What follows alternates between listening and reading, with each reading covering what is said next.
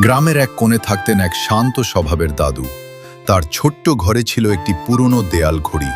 ঘড়িটা সাধারণ দেখালেও তার টিকটিক শব্দটা ছিল একটু আলাদা, যেন ফিস ফিস করে কিছু বলছে। একদিন বিকেলে ঝড় শুরু হলো। বাচ্চারা মাঠে খেলছিল। হঠাৎ বলটা রাস্তার মাঝখানে গড়িয়ে গেল। ঠিক তখনই একটা গাড়ি দ্রুত এগিয়ে আসছে। দাদু দৌড়ে গিয়ে দেয়াল থেকে ঘড়িটা খুলে বললেন, দয়া করে একটু সময় থামাও। হঠাৎ চারপাশ থেমে গেল।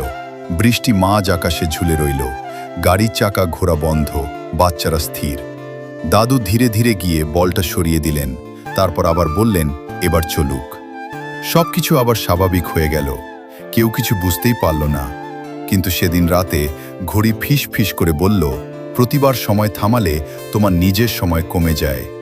দাদু হেসে বললেন, যদি কারো জীবন বাঁচে তবে আমার সময় কমলেও কষ্ট নেই। পরদিন বাচ্চারা দাদুকে জড়িয়ে ধরল। তারা জানতো না কি হয়েছিল, কিন্তু তারা বুঝতে দাদু তাদের জন্য সব সময় আছেন। অন্যের জন্য সময় দিলে জীবন আরও মূল্যবান হয়।